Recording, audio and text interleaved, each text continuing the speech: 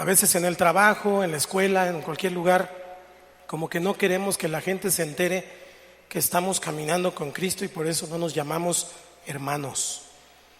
Pero algunos que ya están tan metidos en el Señor le dicen hermanos a todo mundo, aunque no sean, se lo dicen por fe. Amén. Esto es lo que está llamando la atención, no los hermanos de la carne, sino los hermanos que están vinculados en una misma fe, en un mismo sentir delante del Señor, como aquellos 120 que estaban unánimes juntos esperando la venida del Espíritu Santo. No estaban unidos porque pensaban lo mismo, no es un mismo pensamiento, cada uno tiene diferentes pensamientos.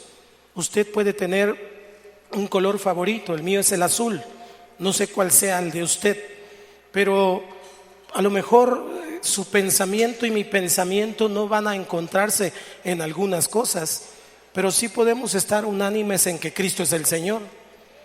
Sí podemos estar unánimes en que el Señor es a través de la fe que podemos ser salvos. Y todo lo que la sana doctrina nos enseña nos hace unánimes, pero su Espíritu nos hace hermanos. ¿Cuántos tienen al Espíritu de Dios? Lo que David estaba enseñando es que es bueno y es delicioso. Cuán bueno y cuán delicioso es habitar los hermanos juntos en armonía. La palabra habitar no tiene que ver entonces con vivir juntos. No tiene que ver con hacer una comunidad como los menonitas. Gloria a Dios por los menonitas porque hacen un excelente queso. Pero se quedaron en el pasado, se quedaron en otro tiempo y no se vinculan con nada moderno. ¿Ok? No, esa no es la intención de Dios. No es que Dios diga vamos a comprar un terreno y vamos a hacer ahí casas y ahí vamos a vivir solo los hermanos. No, porque usted y yo somos luz que tiene que ir a buscar a aquellos que están perdidos, luz en medio de las tinieblas. De hecho es sano tener cierta distancia entre unos y otros para no chocar, porque como le dije somos diferentes en el pensar. A veces hasta en la casa, el esposo y la esposa, los hijos, los padres, ahí hay conflictos, hay situaciones que solamente el Espíritu de Dios puede arreglar. Pero lo que está diciendo David es la habitación de Dios. Dios habita en medio de la alabanza de su pueblo. Y en donde están 2 o 3 congregados en su nombre, Él está allí en medio de ellos. Así que puedo decir sin verlo, puedo decir sin que mis ojos lo vean, que Dios está aquí en este lugar, porque usted y yo nos hemos reunido esta tarde para alabarlo, bendecir su nombre y está aquí en medio de nosotros. ¿Cuántos creen que Dios cumple sus promesas? Así que estamos vinculados, somos una unidad en Cristo, porque su oración, por ejemplo, en Juan 17 era: Padre, que ellos sean uno como tú y yo somos uno. El pueblo elegido, el pueblo escogido por Dios está aquí esta tarde. Ahora, no se pregunte por qué. Yo muchas veces me he preguntado ¿por qué? ¿Por qué? ¿Por qué me escogiste? ¿Por qué te escogió el Señor? Yo no encuentro una respuesta. Yo creo que es por su misericordia y por su perdón. Escoger habla de apartar. La palabra escoger tiene que ver con hacer a un lado. Por ejemplo, ¿cuántas señoras van al mercado a comprar y de repente ve los jitomates? Hermana, usted ve los jitomates y ¿qué jitomates escoge?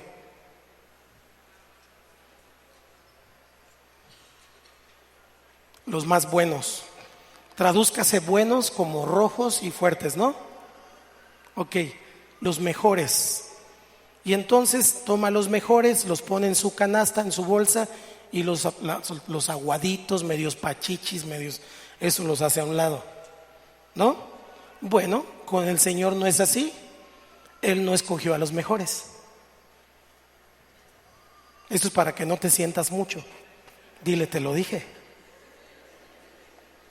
Dice la palabra que de lo vil y menospreciado, o sea, los jitomates pachichis, aguaditos que ya nadie quería, Cristo sí los quiere. Dile que está a tu lado: Cristo te ama. Esto nos ubica en que usted y yo estamos aquí porque Él nos ha amado, porque Él nos ha escogido y porque finalmente Él tiene un plan con nosotros. Por eso somos hermanos. porque tenemos una historia, tenemos un asunto que contar, tenemos un testimonio que decir como estos hombres. Y déjeme decirle que hombre es aquel que es sensible, que tiene la valentía de llorar y de expresar sus sentimientos, no como otros. Ese es un hombre. Así que, mis amados hermanos, tenemos que entender que lo que David está enseñando es que la nación israelita, aquellos que Dios había escogido, no solamente en el sentido religioso, sino aquellos también que de una manera potencial podían venir a Sión a congregarse, están dentro de esto que él está mirando de una forma poética, porque David, déjeme decirle que era un rey, pero no siempre fue rey. Él estaba detrás de la majada de las ovejas, de ahí lo sacó el Señor para ungirlo, y después de que lo ungió fue perseguido por Saúl por muchos años hasta que finalmente fue un rey, pero nunca perdió la sensibilidad de poder escuchar la voz de Dios, de poder llorar, de poder escuchar a los demás. Ahí en la cueva de Adulam, él recibió a todos los endeudados, los menesterosos, los que ya no podían más con su vida, estaban igual que él, pero juntos se fortalecieron en Cristo, en el Señor, y entonces en el poder de su fuerza salieron adelante. Esos menesterosos, endeudados, después se convirtieron, muchos de ellos, en su equipo principal como generales de guerra y como gente muy cercana a David. David entonces sabía lo que estaba hablando, porque él había tenido relación con muchas personas a lo largo de su vida en diferentes posiciones, no solo como rey, también como perseguido, pero también como el pastor, que era la condición más baja, el trabajo más bajo que existía en el Antiguo Testamento. Cuidar las ovejas de un señor, el dueño era el señor, pero el pastor tenía que cuidar las ovejas y tenía que guardarlas en el redil, sacarlas a comer, limpiar las majadas. Olía a oveja. ¿Estamos acá? Pasaba mucho tiempo solo y siempre platicando con las ovejas, y las ovejas lo único que le decían era y él cantaba y adoraba al Señor y tenía una comunión con Dios. Dios desarrolló en él una sensibilidad. Por eso es importante tomar en cuenta lo que dice el Salmo, porque las palabras se las lleva el viento. Usted puede tener palabras, yo puedo tener palabras, y esas palabras tienen un peso, pero el peso proviene de quien las dice. David fue un hombre que tenía un peso de la gloria de Dios porque había pasado tiempo en la presencia de Dios y había tenido la experiencia de mirar y de convivir con muchas personas. Por eso cuando él dice, mirad cuán bueno y cuán delicioso es habitar los hermanos juntos en armonía, esas palabras tienen un peso, porque él no había pasado un tiempo solamente con algunas personas o solo con las personas que le gustaba estar. Él había pasado tiempo con muchas personas, algunas le caían bien y otras no tan bien, pero él encontraba que en la presencia de Dios, este vínculo, esta hermandad, dile al que está a tu lado, eres mi hermano, esta hermandad hacía que fuera bueno y que fuera delicioso, que fuera bueno. Hay un atractivo. David decía, hay un atractivo aquí en esta convivencia. El apóstol Pablo dice, no dejen de congregarse, no dejen de congregarse, porque hay bendición, porque allí el Señor está enviando bendición. Él habita en medio de la alabanza de su pueblo, y en su presencia hay plenitud de gozo y hay delicias a su diestra para siempre. Este mundo lo que está empujando, lo que Satanás está empujando en este tiempo es que la gente sea solitaria, que la gente se aparte, que la gente viva metida en su celular, que los jóvenes vivan metidos en el Xbox, que tenga 150,000 amigos en las redes sociales pero no conozca a ninguno. Una soledad, precisamente porque él sabe, el enemigo sabe que el tener comunión, que el tener unidad hace fuerza, es bueno. Es bueno, decía David, porque unidos tenemos fuerza. Somos muchos y cuando estamos unidos tenemos bendición de parte del Señor. Pero Él añade algo más. No solo es bueno, también es delicioso. ¿Cómo dije? Ahora, por favor, use sus sentidos. Se vale. Diga conmigo delicioso, pero saboree la palabra. Diga conmigo delicioso. Otra vez. Pero cierre sus ojitos y diga delicioso. David está diciendo que no solo es agradable y bueno estar juntos, sino que es delicioso, es hermoso, es rico, es más allá de algo bueno, porque tiene que ver con Dios, involucra nuestros sentidos, involucra nuestra vista, involucra nuestro tacto, involucra todo nuestro ser. Delicioso, cuando David habla de delicioso, tiene que ver con que hay una unidad al congregarnos, hay una bendición, porque hay solidaridad, hay un amor fraternal.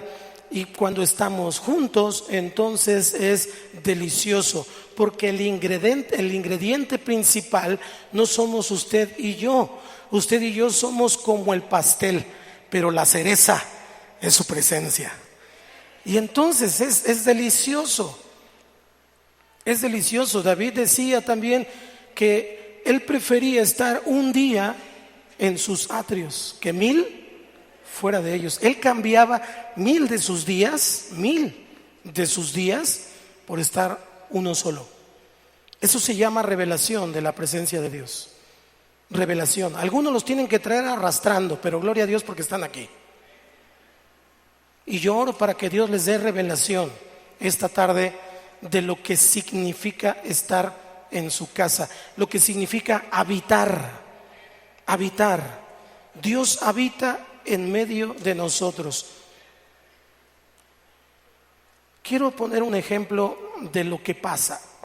Necesito 4 hombres, feos, fuertes y formales. Yo no cumplo el primer requisito, así que no puedo pasar. Pero no se amontonen, por favor. 4 hombres aquí. Gracias.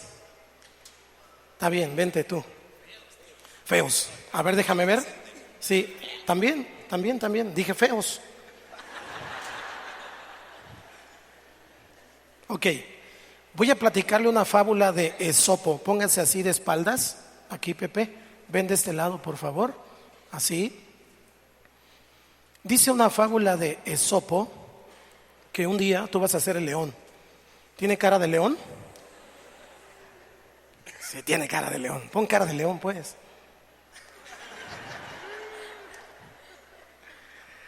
Dice Esopo, solo lo voy a poner para ilustrar este punto que voy a desarrollar enseguida. Dice Esopo que ustedes